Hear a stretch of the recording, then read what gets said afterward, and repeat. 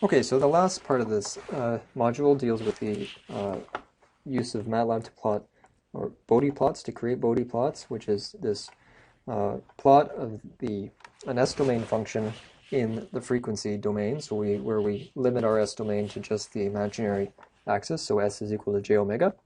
And so this can be done quite easily in MATLAB, because MATLAB can deal with complex quantities very easily. So we can define a omega. This is the range of our frequency. So if I use 2 pi times the log space, so this is representing the frequency, and I multiply that by 2 pi to get my omega, which is the frequency, radian frequency, or in rads per second. I can very easily calculate my h in terms of omega, so it's simply just plugging that into, or typing that into MATLAB using the dot operator, since omega is a vector.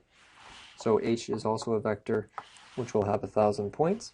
And then we can use the semi-log x to represent and plot the absolute value of h, or we could use it to represent and plot the phase of h.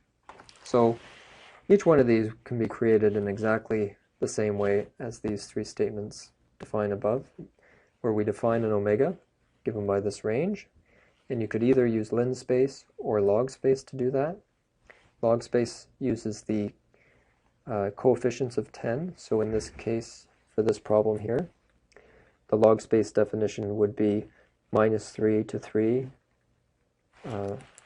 So log space -3 to 3, say with 1,000 points, something like that. And then you can type in your g using j omega, and then you can calculate your g at every value of omega, which is defined by that log space function. So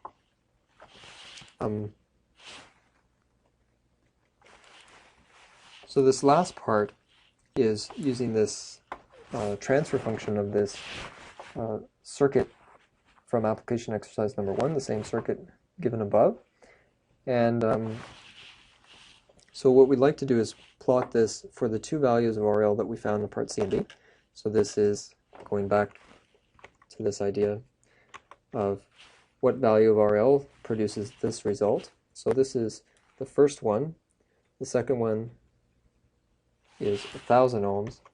So if we take those and we plot this transfer function for those two values using all the other R, S, L, and C values in RC that we've been given, then we can take a look at the transfer function and see how this changes.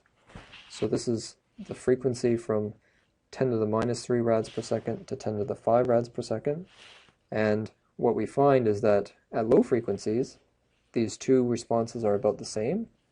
So the output voltage is about the same as the input voltage in terms of magnitude.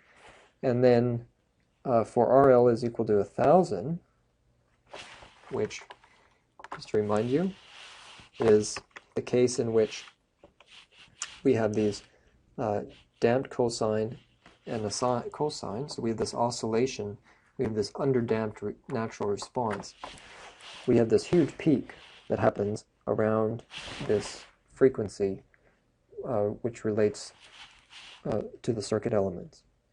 And in the other case, where we have the underdamped or the overdamped response, where our response is just the forcing function cosine and the natural response is these two decaying exponentials, so this is an overdamped response, we get this fact that there's no peak here.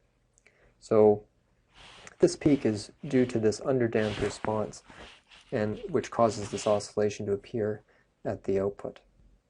So quite interesting that you can see such a big difference in the Bode plots for these two values of RL.